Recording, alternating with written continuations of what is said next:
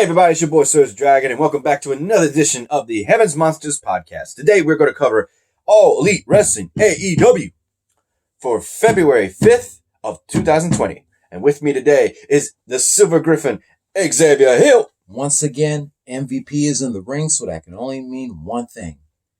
Big things popping, little things stopping. Sit back, relax, and enjoy the view, because the Heavens Monsters podcast is for people better than you. With that said, ooh man, this was an episode. Oh my goodness.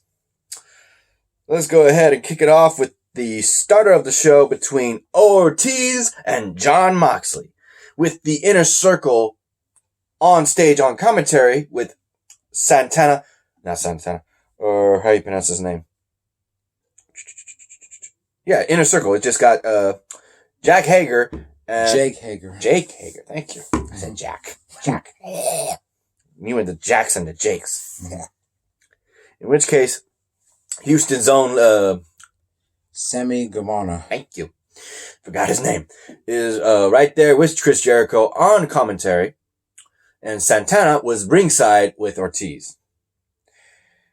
One-Eye Jon Moxley pretty much just owns Ortiz, and Ortiz pretty much gives him one hell of a fight. But the match is won by Jon Moxley, and he goes on to just attack Santana, and he showcases the keys to the, what is it, Ferrari? Yeah. The Ford?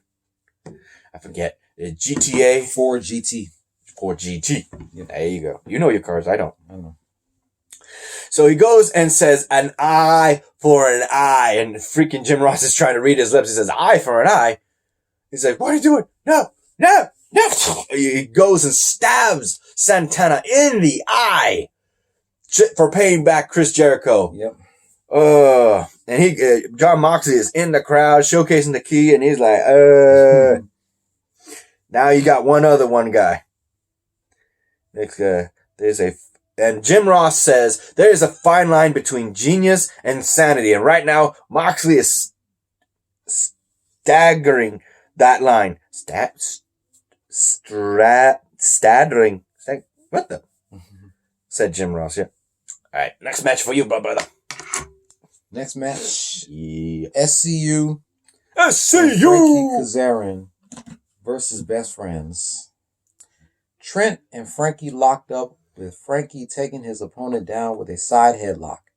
The two exchanged chops to the chest, but Frankie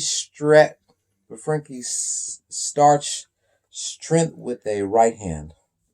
Sky was tagged in and was met with a shoulder tackle from Chucky T, but Sky got big air with a drop kick to the Kentucky Gentleman.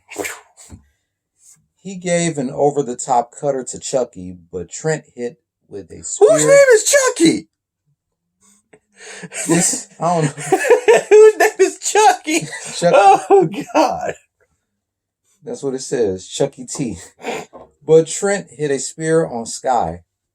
Kazarian grabbed Trent and connected with a wicked German suplex onto the floor. Ouch. Back in the ring, it was Frankie with the assisted swinging DDT onto Trent. Hey. The Best Friends pulled out a sour food half and half combination. But it was Best Friends back in the driver's seat.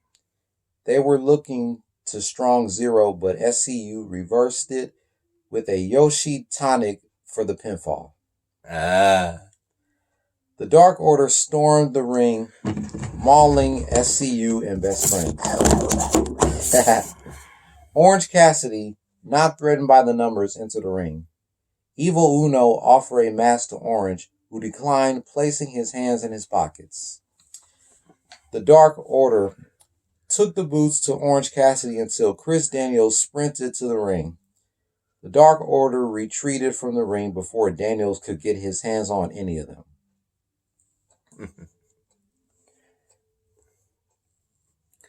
Ooh.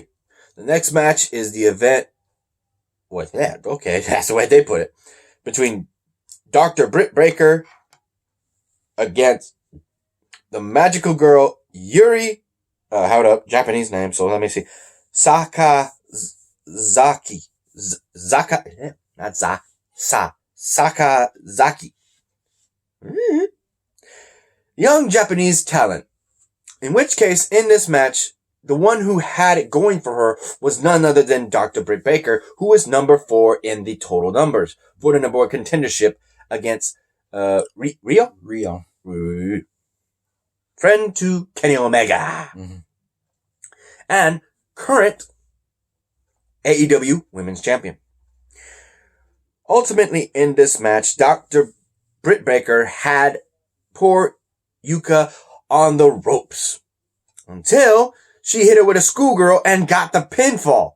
Britt Baker is livid and cannot believe, to the point where she assaults her, forces her to bite on the bottom rope and stomp her face in, to the point that the poor girl is bleeding in the mouth and pulls out a chip of her tooth, and she is just crying.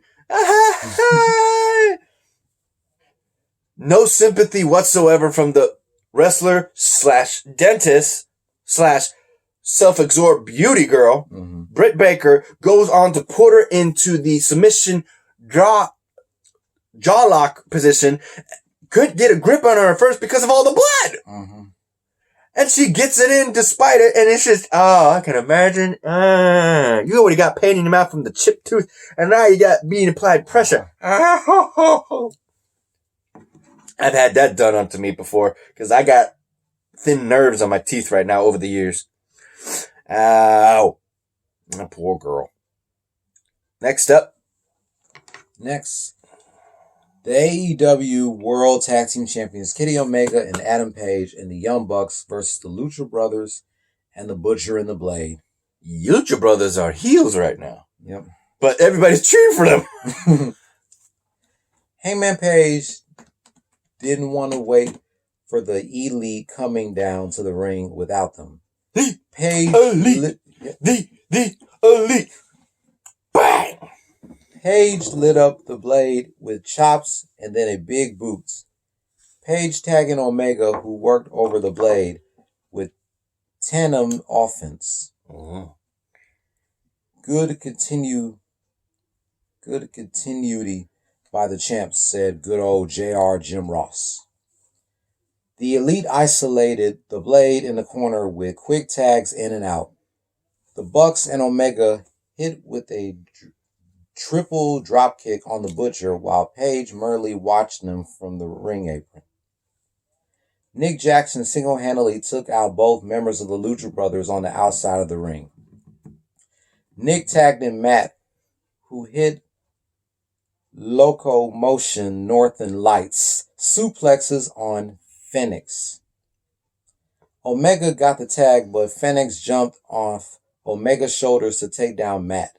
You keep saying Phoenix. It's Phoenix. Phoenix. It's spelled different. Mm-hmm.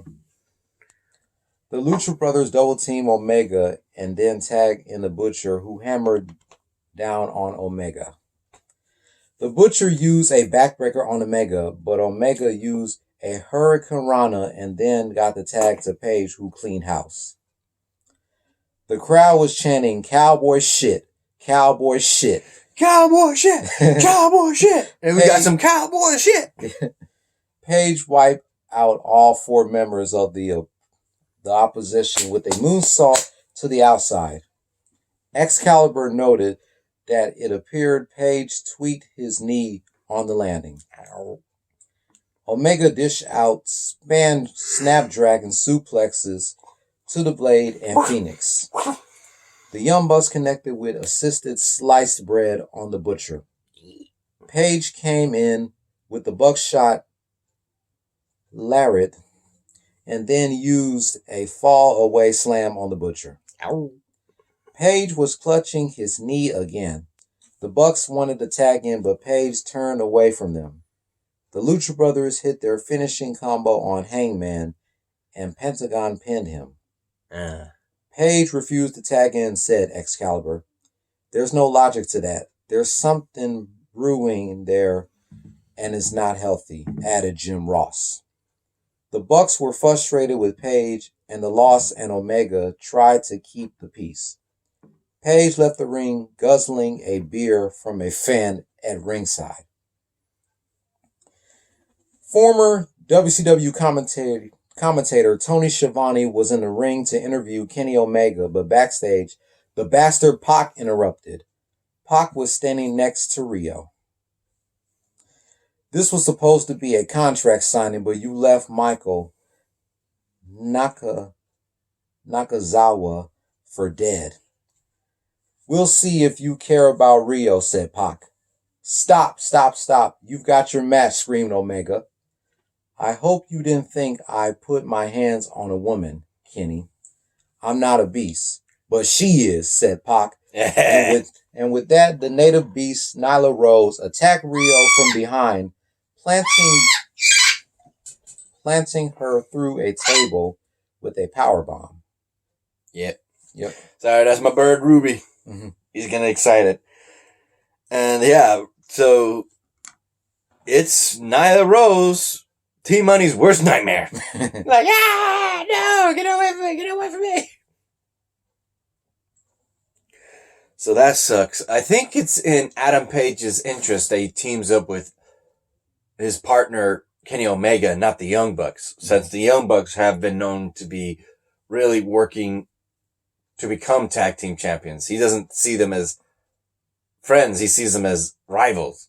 That's the issue that I see. In which case, next up, we have Superbad, Kip Sabin, accompanied by Penelope Ford. I have to remember that. Yeah, Penelope. That's how you pronounce it. Mm-hmm. I was about to call it something else, so I'm like in my head. Oh. And versus the bad boy, Joey Janella. I have to pronounce that too. Janella. Sounds like vanilla. Janella. In which case, in this match, okay. Yep. Courtesy of the fact that Penelope Ford got involved, she would actually get knocked out right off the side of the ring, in which case Janella looks on and is distracted for one moment to get the schoolboy pin and get the hands on the tights without the referee knowing, and gets the win. We then get the Kip Sabin to look on to his girlfriend and sees that she's okay. But it was a dirty victory nonetheless, ladies and gentlemen. Mm-hmm. Agreed here when it says it was a dirty roll-up victory. Oh, dear Lord. I think this is the main event. To you, my brother. Oh, here we go. Yeah, the worst night. Main event. The worst thing to happen that night.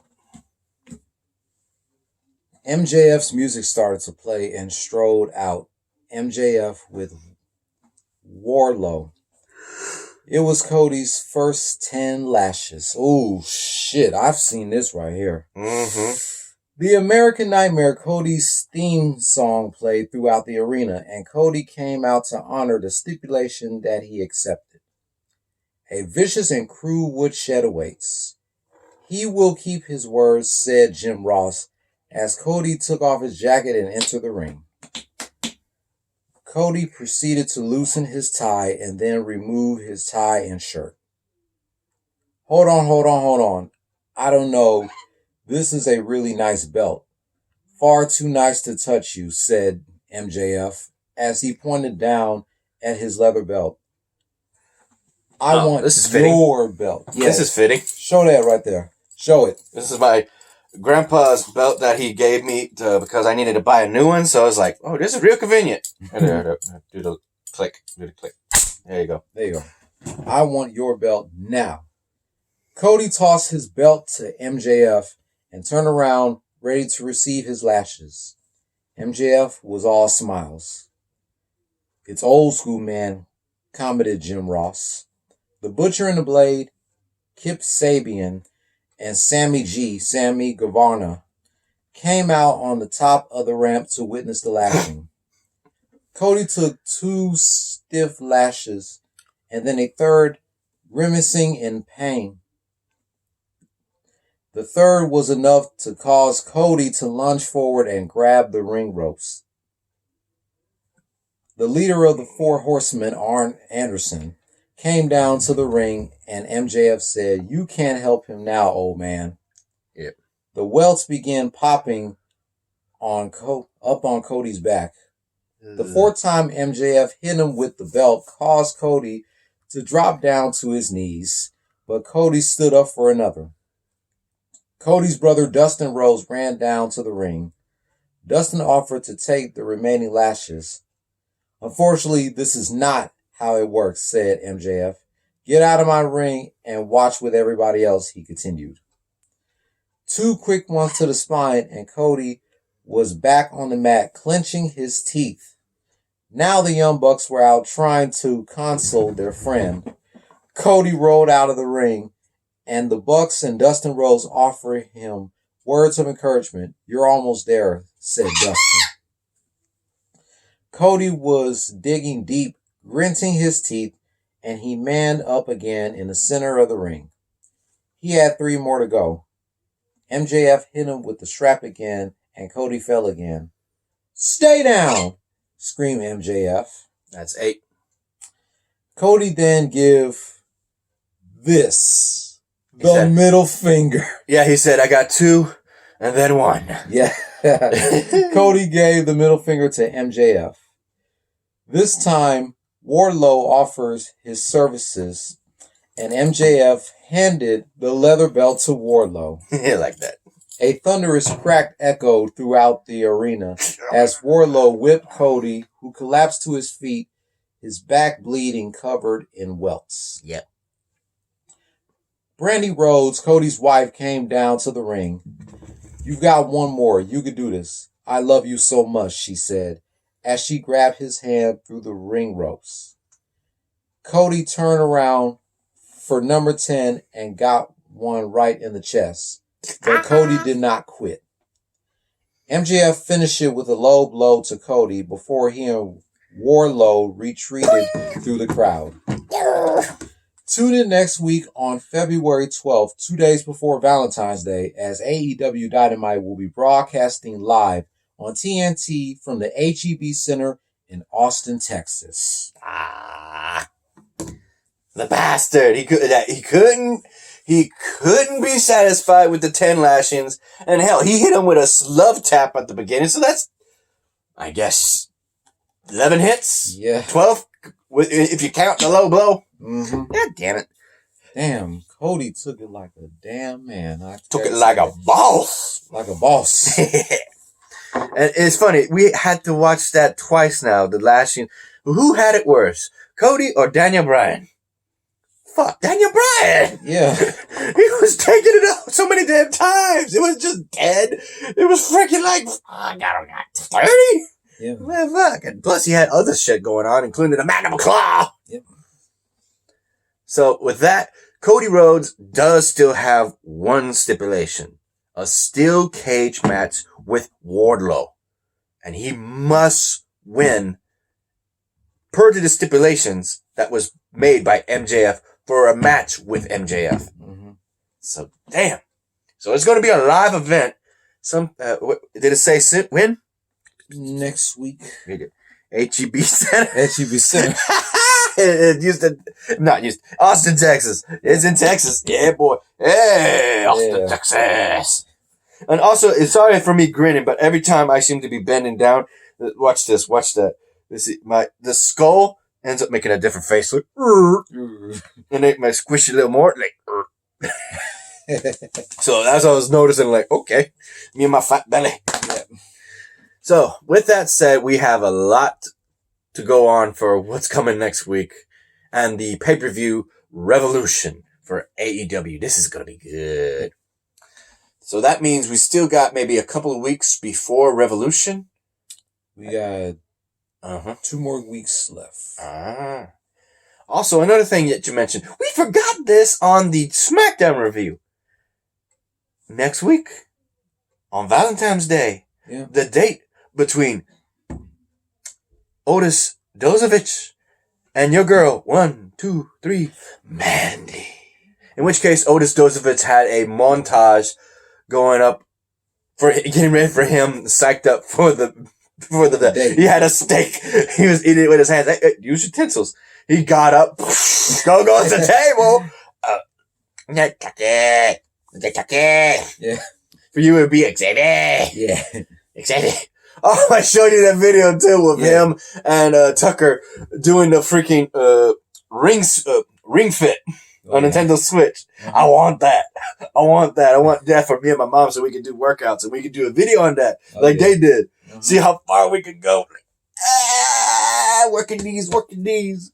I give him. He called him Xavier. I'm like, oh my God, I keep hearing your name. He's called him, but it's don't sound like calling my name. It's like, don't call my name. I know you're talking to him, but don't call my name. That's what you're doing. Alright. Silliness aside and all things considered, this was a good video. Brother, will you close it? Will you hit the... This time to do one more time of the shout outs of all the members of the Heavens Monsters podcast. For this week. For this week, myself, Xavier Hill, Mike Henry, and Andre Mitchell. A link to our 3 YouTube pages will be in the descriptions down below, as always. And a remaining shout out to Terrence, aka T-Money, Pharaoh, Renee, Chris Petrie, and Delvin. With that said, ladies and gentlemen, I hope you did enjoy this video. And thank you for coming over like always, bro. Yes, I would always come over. If your work doesn't screw you over. Oh, no, I work overnights now, so I'm available to come. Yeah. And he's got tomorrow off, so I don't know what we got. But as far as I'm concerned, you like this video, give it a thumbs up. You didn't, give it a thumbs down. Hit the subscribe button, like the content, and hit that notification bell for the next Heaven Monsters podcast video. I'm SergDragon. And I'm Xavier Hill, and we'll see you in the next video. Peace out. Peace out, everybody. Yeah.